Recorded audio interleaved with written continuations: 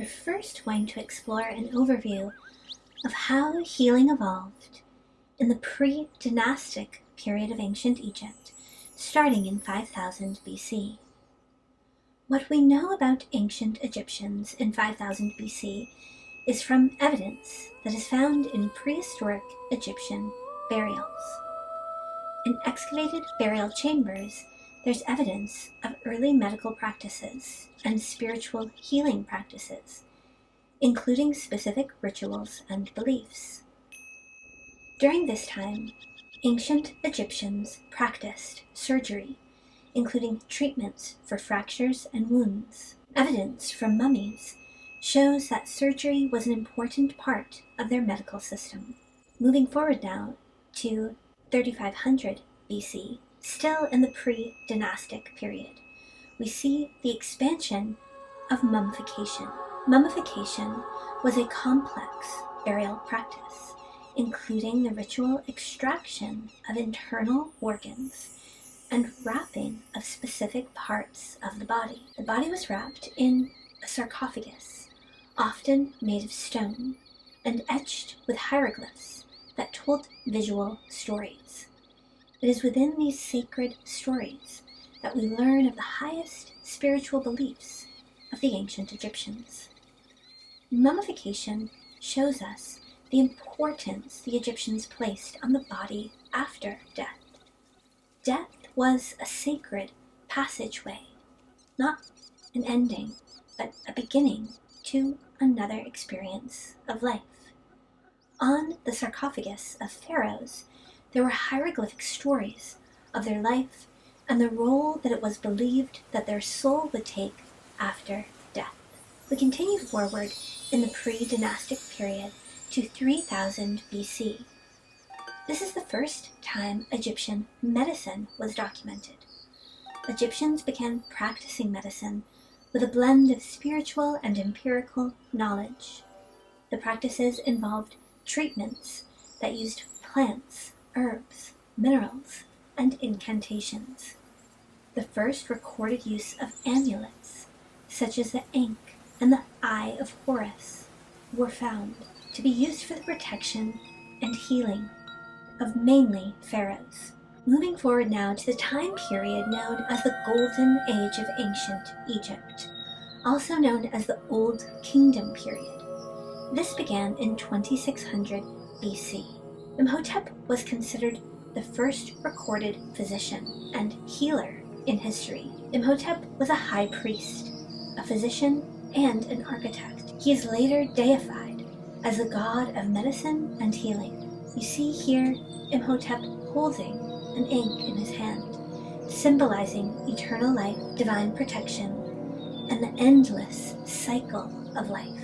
Continuing forward in the Golden Age of Ancient Egypt, we come to 2400 BC. Here we find the first texts of ancient Egypt, known as the pyramid texts. These were hieroglyphic texts carved into stone, and they documented ancient healing treatments. They provided clear instructions for how to practice healing and how to call upon divine intervention. Ancient Egyptians were the first to study anatomy and make written records of their findings. The Egyptians were the first to describe the role of the spinal cord in transmitting information from the brain to the body. Egyptians had knowledge of the circulatory system, especially the importance of the pulse, and they performed various medical procedures on the body. Continuing forward in the Golden Age of Ancient Egypt, we enter the Middle Kingdom period in 2000 BC. Here we see the beginning of the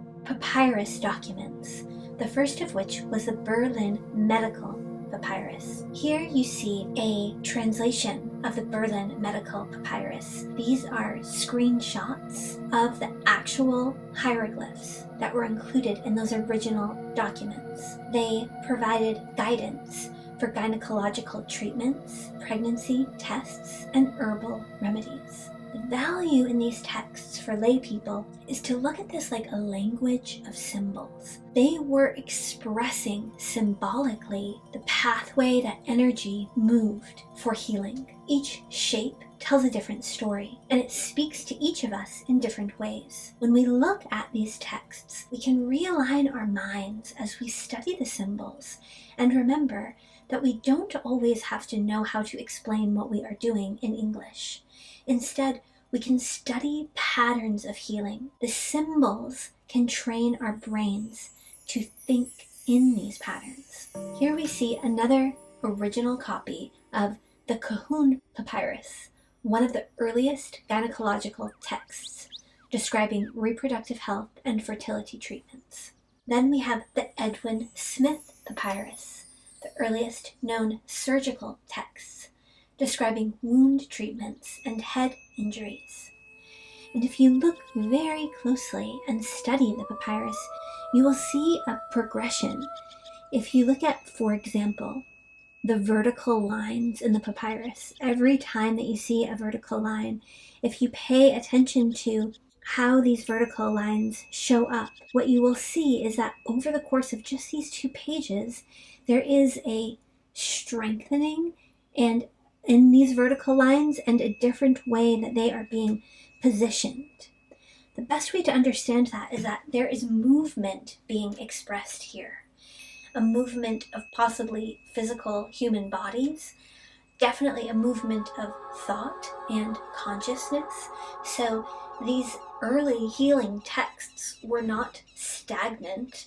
They instead were active, and they showed an active flow of energy that continued through peaks and valleys and at different intensities in different shapes and forms over the course of thousands of years. Next, we move into 1550 BC, known as the New Kingdom period. This was the time that the famous Ebers Papyrus was written. This papyrus includes detailed descriptions of remedies, prescriptions, and treatments for various illnesses. The knowledge contained within it reflects the types of practices that would have been common in the temple system that the Egyptians used for healing. Next, we move to 1300 BC. This was the first evidence of the medical priests of the gods. It is the first explicit evidence of temple medicine. Priests of gods like Imhotep and Sekhmet, the goddess of healing, played a major role in the healing process. They not only provide spiritual care, but also medical treatments and rituals to cure ailments.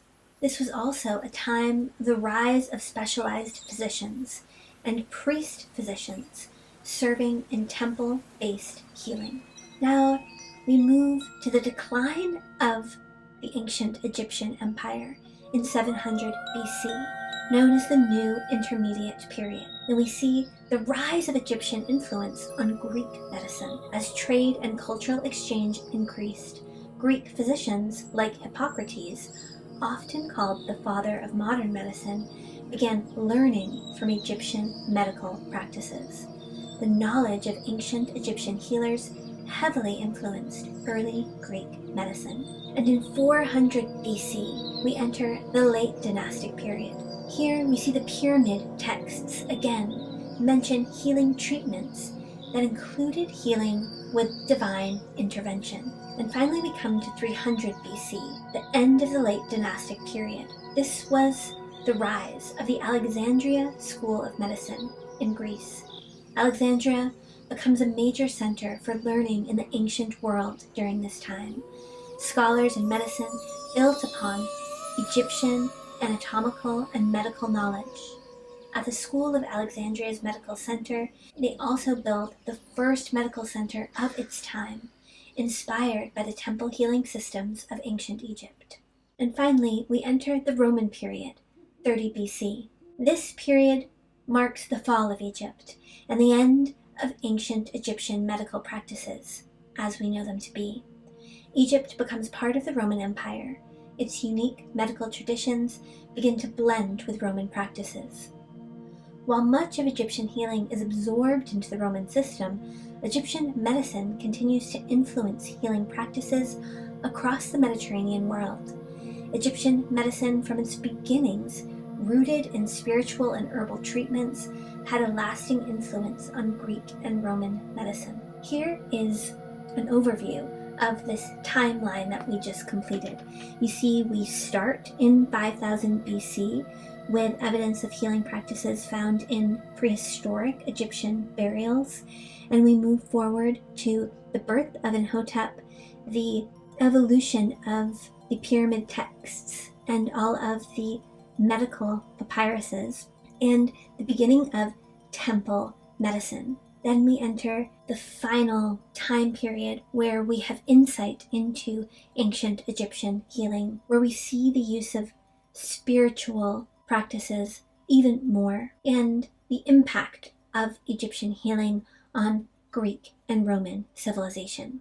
Now, what we just completed was an overview of the history of Egypt and its creation story.